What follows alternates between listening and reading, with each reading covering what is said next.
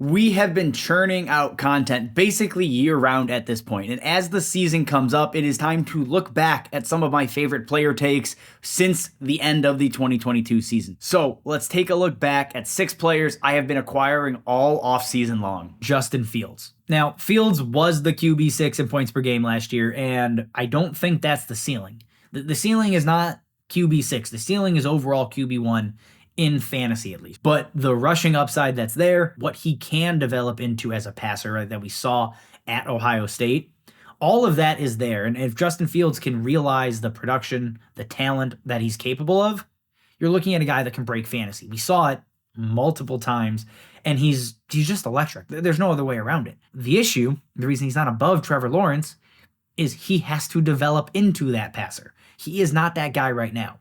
A year from now, we could be painting an entirely different narrative, right? If DJ Moore unlocks him, right? A healthy Darnell Mooney, a full season of Chase Claypool, which probably shouldn't be a big difference, but maybe it is, right? You have Cole Kmet in year 4. There are a lot of things coming together for the Bears offense that if Justin Fields is not the guy this year, if he is not a true, solid, good passer, he's going to tumble down rankings. Now, I'm still keeping him up here in the tier, right, with Trevor Lawrence, who's just ahead of him at QB7, because he's realized the production already. And realistically, he is on his way to being a passer. I'm that confident. Now, turning our attention to the running back position, I'm looking at Zach Charbonnet off the board as running back 25. Running back 25 is an interesting price, especially when you consider the draft capital. I think this more so has to do with him being paired with Kenneth Walker than it does actually to do anything, right, with Zach Charbonnet. When you look at running backs drafted in the second round, if we just look back to 2020, right, talking 9 guys that have been taken in the second round, only 2 of them have been drafted outside of the top 20 running backs in Dynasty startups, right, heading into their rookie season. The 2 guys would be James Cook and A.J. Dillon. Zach Charbonnet shouldn't fall into either of those buckets. He deserved to be a second-round running back. I don't think there's any question that he is a very talented player. He's just here because of Kenneth Walker. And if you've watched us enough, we say draft talent, not situation. Things change drastically, especially at the running back position. Kenneth Walker could have one injury, be out for the season. You're looking at Zach Charbonnet as a top 12 running back. Obviously, we don't want that to happen. So what's the median outcome, right? I think realistically, this trends to be a 50-50 workload. But if Zach Charbonnet is going to get the pass catching work, which I think is likely, and he's getting or splitting the red zone work, he's seeing high value touches enough that should land him inside of the top 25 just as a rookie when it comes to production. But beyond that, if he flashes enough and gets those high value targets, carries, whatever, the community naturally is going to bump him up rankings. And when you look at some of the older running backs going ahead of him, a year from now, this RB25 price, I think, is going to look ridiculous. You're looking at a guy that could be ranked as a top 15 running back if everything goes according to plan and he lives up to his potential. So for me, Zach Charbonnet at RB25 is a smash pick if you're doing startups. If I'm trading, I'm going to go actively try to acquire Zach Charbonnet still. I think he is a great add basically on any roster right now. Diontae Johnson, who I am just a massive fan of. And when you look at Diontae Johnson over the last 12 months, his high was wide receiver 13. Now he is being drafted as wide receiver 32. This just feels like too big of an overcorrection, right? Diontae Johnson, there were plenty of knocks on him coming into the season. There's been knocks on him the last 2 seasons. But when you look at what people actually have an issue with, is it really a problem? The drops. That is the biggest thing. If you're on Twitter, if you watch him at all, it's drops. Like, that is the big problem. Well, this year, he was 43rd in drop rate amongst wide receivers. That's behind guys like Jamar Chase, DK Metcalf, Chris Olave, T. Higgins, a number of high-profile, high-caliber wide receivers. They don't get dinged for it, but Diontae does. The next is, well, his average depth of target is so low, and he can't overcome that. He can't be used down the field. Well, in 2021, he has an 8.2 average depth of target. In 2022, that goes up to 10.5. Clearly, it is a product or was a product of Big Ben. Now, with Kenny Pickett, they were able to at least push the ball down the field a little bit more. And we saw that, right, with an increase in overall air yards per target, all of these things. Basically, we just saw Diontae Johnson is capable of moving down the field and does not need to be relegated to an underneath role like a lot of people think. And then the big one, right, is production. It just wasn't there this season. He did not score a single touchdown. It was just all around disappointing, right? That's the real reason for the fall. But when you look at expected points per game, he was 20th, which means he is seeing enough volume and the type of targets we care about that he should have produced more. I am a believer in regression, and he should come back to the mean. Now, as Kenny Pickett improves, Diontae Johnson and George Pickens should both be elevated in the offense, and they should score more naturally. So I'm still in from a production standpoint, especially at the price of wide receiver 32. And then the last piece, and I'll get off my soapbox on Diontae Johnson, is he just a good player? Well, he continues to earn targets at a high clip, right? 26.6%, and he continues to be arguably the best route runner in the NFL. And when you look at reception perception, just like we did for Pittman, versus man, he has a 91st percentile win rate, versus zone, a 98th percentile win rate, and then versus press, an 89th percentile win rate. The most underrated wide receiver in the NFL is Diontae Johnson. What does it cost to acquire him? Well, if you look at the trades that have taken place, the first one is Miles Sanders. And I get the appeal for Miles Sanders in Carolina right now. I still am going to take Diontae Johnson. I think the ceiling is significantly higher. You're talking about a guy that was wide receiver 10 in points per game just a year ago. So I'm in on Diontae over Miles Sanders. And then the last one here is Elijah Moore. Look, I love Elijah Moore. You guys know I'm a massive fan. Swung and missed hard last year. I still like Diontae over Elijah Moore, even in Cleveland, because you're baking in just a ton of upside. We know the role for Diontae. We know the volume. We know the red zone targets, the air yards. All of it is going to be there.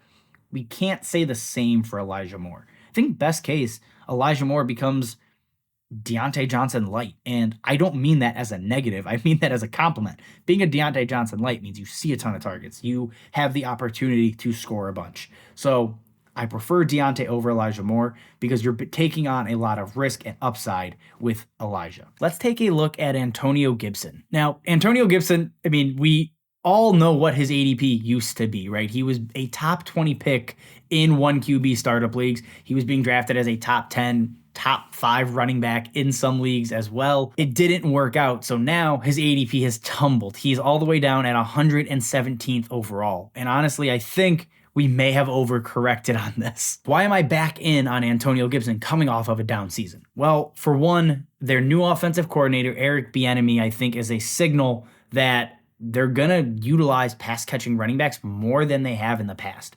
And with J.D. McKissic gone, Antonio Gibson is going to be the main beneficiary. There's no other way. Chris Rodriguez, who they drafted out of Kentucky, is not a pass catcher, or at least was not in college. Brian Robinson is sure as hell not a pass catcher. We saw it year one. It's not in his wheelhouse. That role is going to fall to Antonio Gibson. And what has Eric Bieniemy done the last couple of seasons? Well, we saw Darrell Williams become extremely fantasy relevant, right? Seeing 50-plus targets after coming on strong to end the season. And then we saw the exact same thing with Jerick McKinnon last year, who really wasn't all that involved pre-bye week and still finished with 71 targets in 2022. And a pass-catching running back that has the capability of seeing, 70, 80 targets and has the ability to carry 200-plus times while he won't earn that level of workload because Brian Robinson, he still has a path to 150 carries. Antonio Gibson has a high enough ceiling that I think people are just kind of assuming last year is what he is now and underrating how important the addition of Eric Bieniemy is. And before we finish up on Antonio Gibson, it's important to note, before the end of the season when it really got terrible, Antonio Gibson was a serviceable running back, even with Brian Robinson healthy. What really happened at the end of the year is he fractured his foot and played 4 games where he saw drastically reduced workloads. And obviously his ADP is suffering now as, an extension of that end of season run. So Antonio Gibson, he's not going to cost you a lot. He's really not. You're looking at RB4 prices for a guy that could be an RB2, or a high-end flex this year, just on the pass catching alone. We are looking at Christian Kirk. Now, I don't know if he's actually a boring player. I don't think he is. But considering his ADP is continuing to fall, I'm going to put him in this category anyways. The only reason he's falling is because Calvin Ridley hype is in full swing. And we talked about trading for Calvin Ridley months ago as well, because this was always going to happen. Calvin Ridley is fantastic. He is a true wide receiver 1 in the NFL. His route running is impeccable. Everything he does is just great. So he's getting hype, and he should be. But that doesn't mean Christian Kirk needs to fall as Ridley rises. In 2022, Christian Kirk put up career highs in targets, catches, receptions, touchdowns, and obviously fantasy points per game. That doesn't mean he's going to come crashing back to earth when Calvin Ridley gets on the field. The reason is they're not in the same area of the field. Christian Kirk last season played in the slot over 50% of the time. The last time we saw Calvin Ridley on the field, he played on the outside 87% of the time.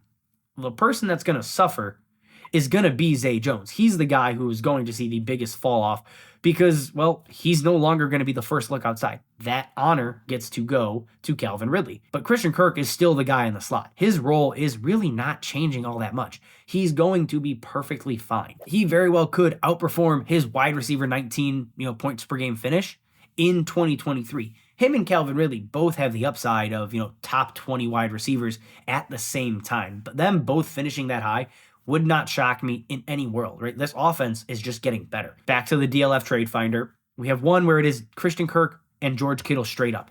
That's the deal. And go check out our partner channel 444. They are laying out the case for why George Kittle is a fade in redraft this year and why I'm happy to flip him for Christian Kirk. The upside with George Kittle continues to drop, right? The stability is getting worse and worse, given, the splits with CMC, Debo, Ayuk, everybody else there. You're going to want to move off of Kittle soon. So give me Christian Kirk. The other is two wide receivers. So Christian Kirk for Rashad Bateman and Isaiah Hodgins. Rashad Bateman I like. I did a video on him months ago. I think Rashad Bateman could be good, but you now have Zay Flowers. That is new since I did that video. You're right, OBJ is there. Things are getting busy. They're getting very, very busy in Baltimore. And then Isaiah Hodgins, he was saved by touchdowns last year. The peripherals are not ideal. He is a guy I'm happy to just kind of toss in as like a wide receiver 6. I don't really care. Again, Christian Kirk has the ability, we just saw it, to finish as a top 20 wide receiver. He is more of a sure thing than either of those players ever will be. And to close it out, we have one more wide receiver, this time looking at Keenan Allen. Now, he's being drafted as wide receiver 20, 42nd overall. And in Dynasty, he is going as wide receiver 41, 90th overall. This has a ton to do with his age, right? Keenan Allen is 31 years old. He's coming off a season where he missed half the year. And the fact of the matter is, when he came back from injury, Keenan Allen returned to form. He was elite once again. You're looking at a guy that would have been a top 12 wide receiver in points per game, and the usage itself was just otherworldly, right? You're looking at a guy that put up a 26.8% target share, a 35% red zone share, and a 35% air yard share. So he saw a lot of targets, he saw a lot of targets near the end zone, and he saw a lot of targets deep. Those are the three things you want in a wide receiver. Now, the production for touchdowns wasn't there, but with Justin Herbert, that's going to come, right? Joe Lombardi is out. They have a new high-flying offense that should open things up, and Keenan Allen should be the main benefactor, right? And like I said in the Mike Williams trade, right? Quentin Johnston is there, but he is not a ready, tailor-made wide receiver 1 from day one. It's still going to be Keenan Allen. Quentin Johnston is going to push Mike Williams. He's going to basically relegate Josh Palmer to the bench. That's what happens. Keenan Allen is still going to be Keenan Allen. Even at 31 years old, he is much more likely, I think, to finish inside the top 15 wide receivers in terms of points per game than he is to finish outside the top 24. So if I'm a win now team, I'm a wide receiver away, a high profile, high level, high producing wide receiver away. I'm going after Keenan Allen, and he's cheap. I mean, he is dirt cheap right now. When you look at the DLF trade finder, these three deals I pulled are ridiculous. Cedric Tillman, who is essentially a late second, early third round rookie pick, and a 2024 second. I will pay that for top 15 production for one season, maybe even two. The next one is Isaiah Hodgins and Rashid Shaheed. What? I don't understand that trade at all. If you want to trade away a good high-profile veteran, don't get pieces that are probably worth nothing by like week 5 or 6 of this season. And then to close it out, Keenan Allen for Juju Smith-Schuster. Juju is replaceable at this point in terms of fantasy. He can give you wide receiver 2, wide receiver 1 weeks, but ultimately, he's a wide receiver 3, a flex with like low-end wide receiver 2 upside. I just don't really get that kind of play there. I'm happy to take Keenan Allen over a bunch of, future middling seasons from Juju Smith-Schuster.